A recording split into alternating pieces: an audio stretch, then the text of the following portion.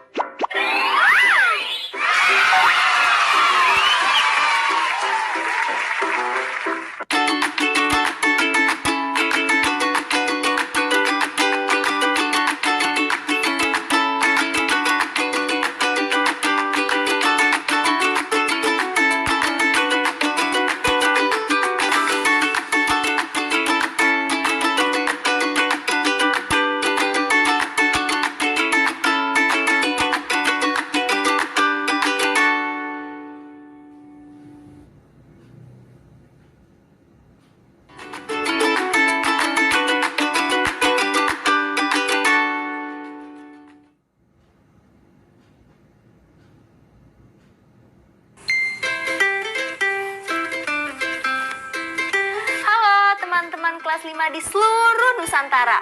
Bagaimana kabar kalian hari ini? Semoga sehat selalu ya. Kak Kinan senang sekali rasanya bisa bertemu kalian lagi. Oh iya, teman-teman hari ini sudah berolahraga belum? Kalau belum, yuk sempatin walaupun sebentar saja teman-teman. Karena itu penting agar membuat kalian badannya menjadi lebih segar. Dan jangan lupa apa teman-teman? Betul. Jangan lupa untuk terus berdoa agar ilmu yang kita dapatkan bisa diterima dengan baik dan juga bisa berguna. Semangat terus ya teman-teman.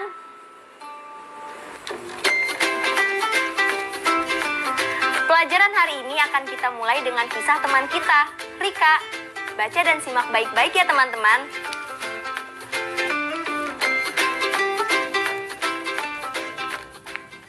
Ayo membaca. Aku kenal maskotnya. Rika melonjak-lonjak girang. Ia sudah menikmati libur 3 hari di Gili Trawangan. Piknik kali ini adalah hadiah ayah bunda karena Rika memenangi lomba menulis cerpen yang dilaksanakan Kemdikbud. Wah, Rika senang sekali. Selain dapat hadiah dari kementerian, ia juga dapat hadiah dari ayah bunda. Saatnya mereka pulang. Bandara Zainuddin Abdul Majid cukup ramai. Mereka mencari tempat duduk yang nyaman untuk menunggu waktu berangkat. Ayah, lihat itu. Rika berseru sembari telunjuknya mengarah ke sebuah papan yang memampang gambar peta Nusa Tenggara Barat.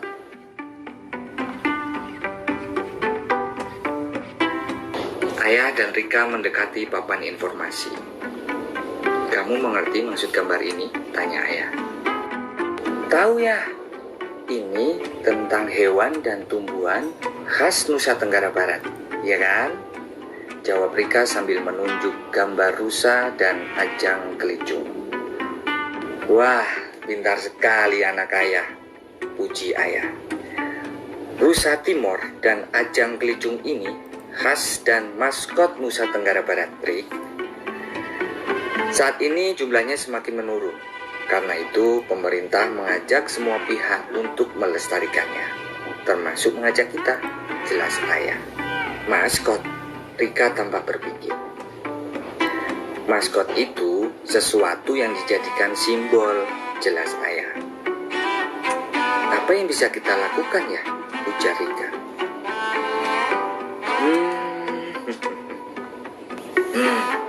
Begini, ayah tahu apa yang bisa kamu lakukan, Rika, kata ayah tiba-tiba. Aku juga tahu ya, aku akan menulis cerita yang tokohnya seekor rusa dan pohon ini, celetuk Rika dengan semangat. Benar sekali, jadi kita bisa melakukan dengan cara yang kita bisa, Rika, tambah ayah. Ayah, Rika, ayo masuk, waktunya check-in, kata bunda yang sudah berdiri di belakang mereka. Saat mereka hendak meninggalkan papan informasi, tiba-tiba Rika berhenti. Tunggu ayah, perangko itu apa ya? Tanya Rika sambil menunjuk gambar perangko yang bergambar rusa Timor dan ajang kelicung.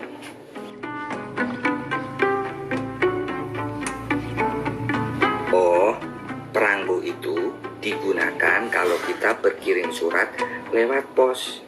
Perangko sebagai tanda kalau pengirim surat sudah membayar biaya pengantaran surat, jelas ayah.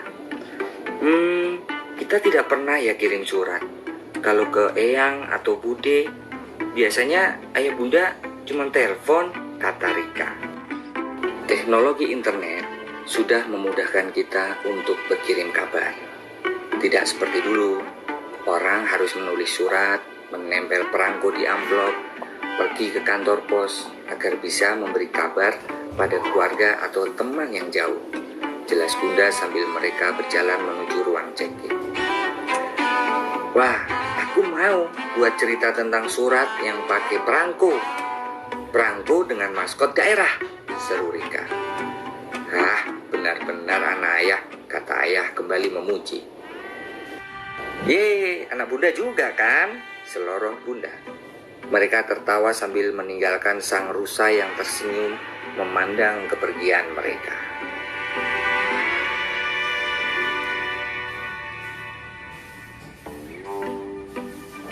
Kata baruku. Flora. Flora adalah tumbuh-tumbuhan suatu habitat atau daerah tertentu, atau bisa juga diartikan sebagai alam tumbuh-tumbuhan. Fauna. Fauna adalah hewan suatu habitat atau daerah tertentu, atau bisa juga berarti dunia hewan. Populasi. Populasi adalah jumlah orang atau hewan atau tumbuhan di suatu daerah. Check-in. Check-in artinya mendaftarkan diri untuk mendapatkan tiket pesawat atau kamar hotel. Maskot. Maskot adalah orang, binatang, atau benda yang digunakan sebagai lambang pembawa keberuntungan atau keselamatan. Perangko. Perangko adalah tanda pembayaran biaya pos oleh pengirim surat atau barang.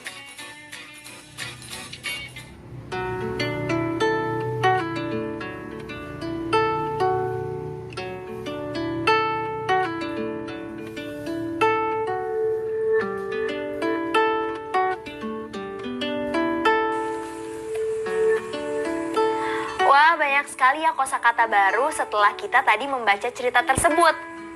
Rika beruntung sekali ya bisa berjalan-jalan ke NTB. Nah, setelah kalian membaca cerita tentang Rika tadi, yuk sekarang jawab pertanyaan-pertanyaan berikut ini dan tulis di buku kerja kalian ya.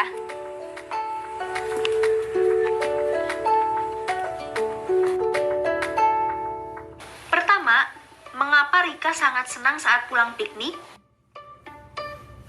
Kedua, ke provinsi mana Rika dan orang tuanya piknik?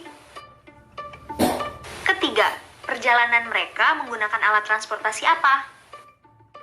Keempat, dialog manakah yang menjelaskan tentang arti maskot?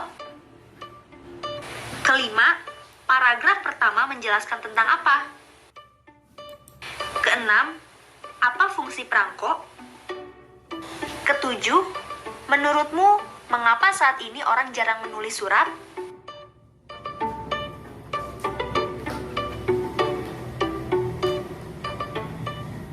Ayo menulis.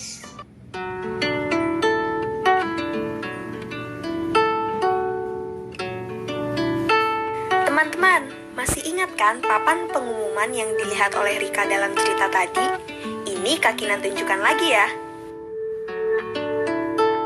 Nah, kalau tadi Rika sudah tahu tentang Provinsi Nusa Tenggara Barat, nah sekarang kalian coba yuk membuat papan pengumuman seperti contoh ini.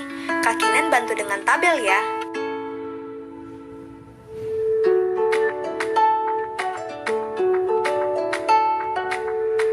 Jadi, dalam papan informasi itu, kalian bisa masukkan gambar peta provinsi, lalu lengkapi dengan simbol maskot jika ada. Masukkan juga soal gambar dan informasi soal flora dan fauna yang ada di provinsi kalian, tempat wisata, dan lain sebagainya. Kemudian, jangan lupa kalian isi dengan keterangan simbolnya di sisi kanan papan informasi tersebut.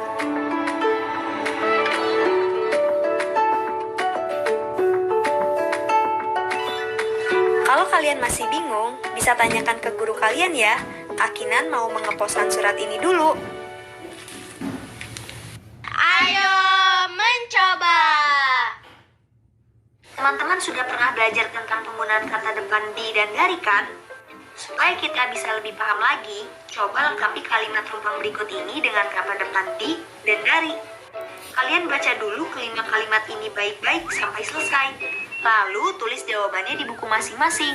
Kemudian nanti kita cross-check bersama-sama jawabannya ya. Kalian bisa menjawab dimulai dari sekarang.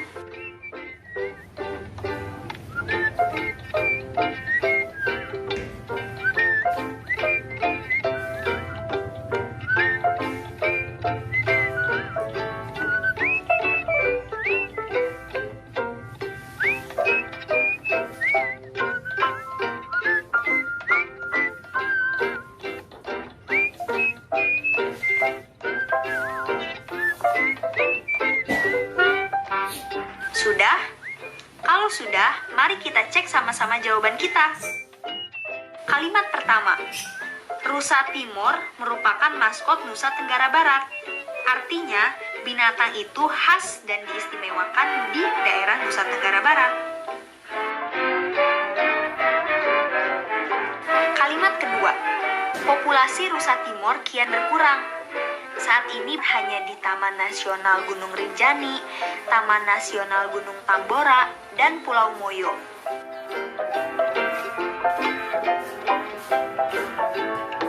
Kalimat ketiga, Rika banyak mendapat ide menulis dari perjalanan pikniknya ke Nusa Tenggara Barat.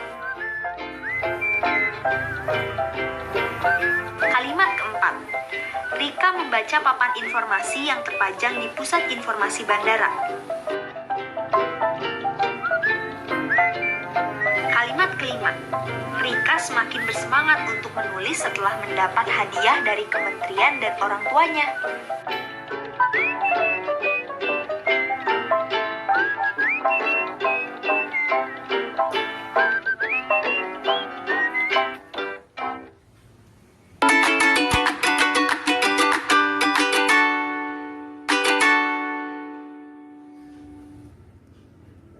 Ayo mengira. Perhatikan gambar berikut ini. Dapatkah kalian memperkirakan banyak persegi satuan yang ditutupi persegi panjang? Kakinan yakin, kalian masih ingat bagaimana caranya? Iya, kamu tinggal menghitung jumlah satuan persegi kecil pada alas dan tinggi persegi, kemudian mengalihkannya.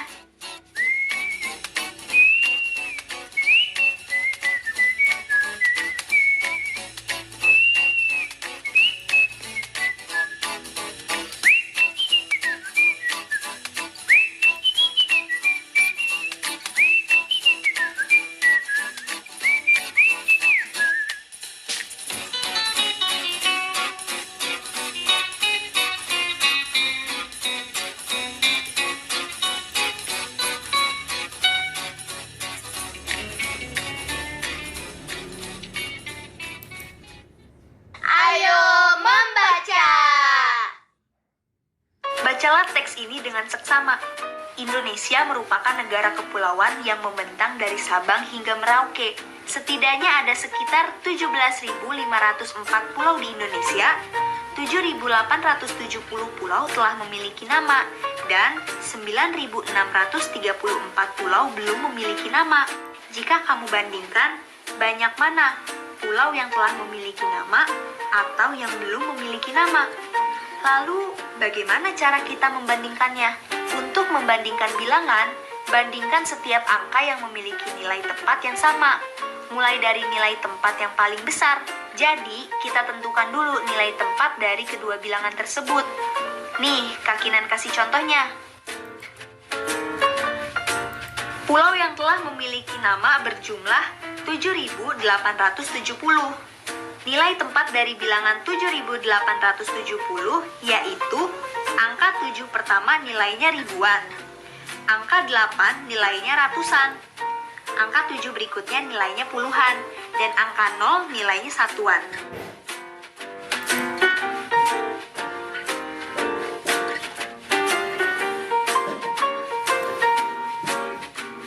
Untuk pulau yang belum memiliki nama berjumlah 9.634. nilai tempat dari bilangan 9634 yaitu 9 nilainya ribuan, 6 nilainya ratusan, 3 nilainya puluhan, dan 4 nilainya satuan.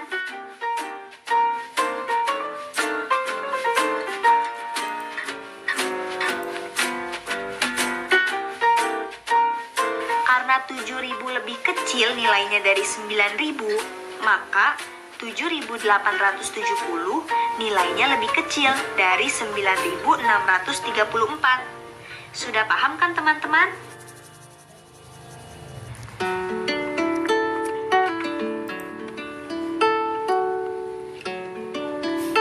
Ya, bikin peta kayak gini susah nggak sih ya? Enggak, karena sekarang dengan bantuan satelit dan dengan teknologi yang lainnya, jadi lebih mudah. Sungai Kapuas ternyata panjang juga ya. Ayo, lebih panjang mana? Sungai Kapuas dengan Sungai Musi yang di Sumatera Selatan. Coba kamu cek. Iya, ternyata panjang juga ya. Gimana hasilnya? Pasti ratusan kilometer atau lebih. Iya. Ayo, bantu ayah lagi. Ayo menemukan. Perhatikan peta Indonesia berikut ini. Simbol apa yang paling banyak dijumpai di dalam peta? Warna Y menunjukkan ketinggian suatu wilayah di atas 1.000 meter dari permukaan laut. Kota mana saja ya yang mempunyai ketinggian lebih dari 1.000 meter dari permukaan laut? Coba sebutkan 3 saja. Pada peta ini tertulis skala 1/100 km. Artinya, 1 cm pada peta sama dengan 100 km jarak sebenarnya.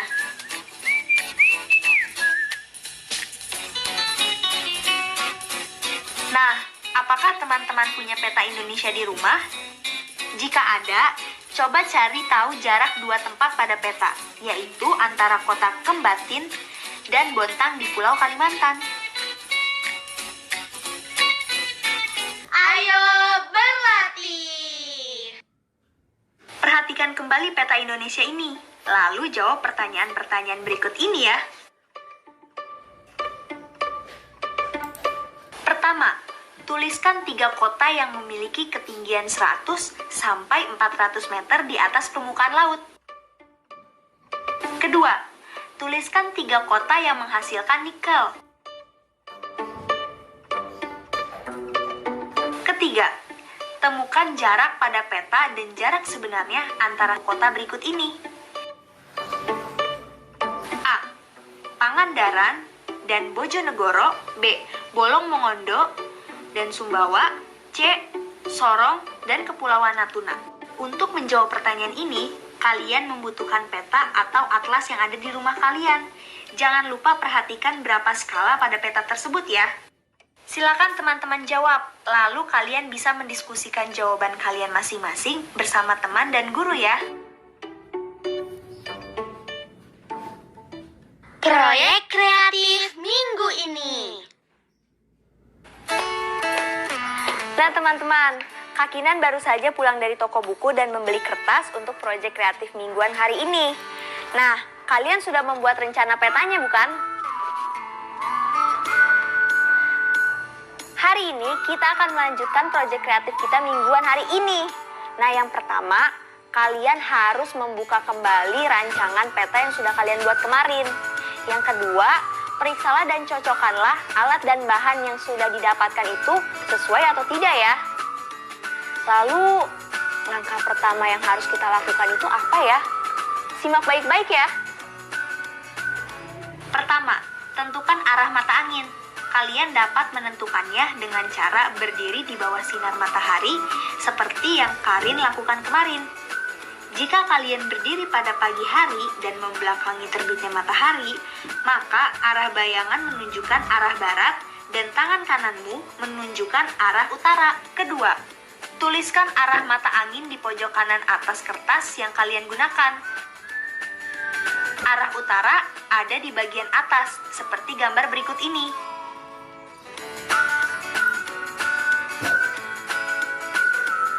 Ketiga, tentukan skala pada peta. Nah, ini tidak kalah penting.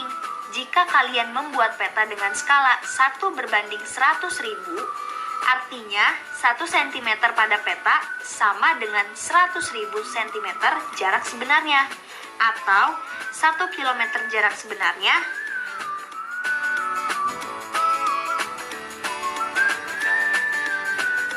Kita mulai sama-sama yuk. Kalau kalian belum paham, boleh tanyakan kepada guru atau teman yang sudah mengerti.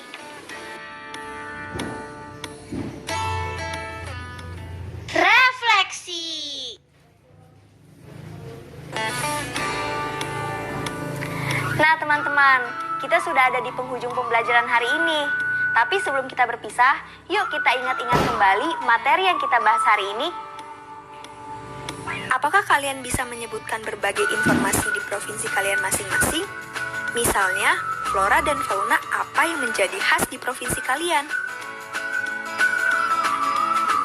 Dan, apakah kalian teman-teman sudah bisa membuat papan informasinya?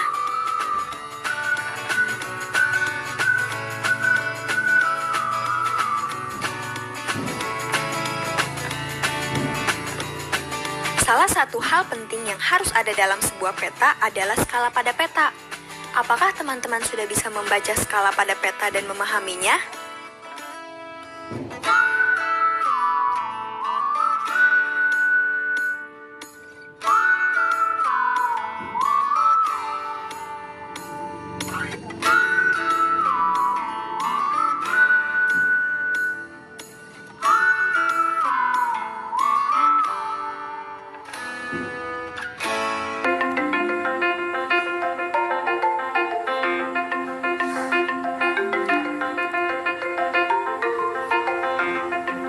Bagaimana teman-teman? Semoga pelajaran hari ini dapat dipahami dengan baik ya. Kak Kinan gak sabar nih belajar bareng kalian besok. Dan Kak Kinan akan menunjukkan proyek peta Kak Kinan. Tetap semangat ya teman-teman, sampai jumpa besok. Dadah!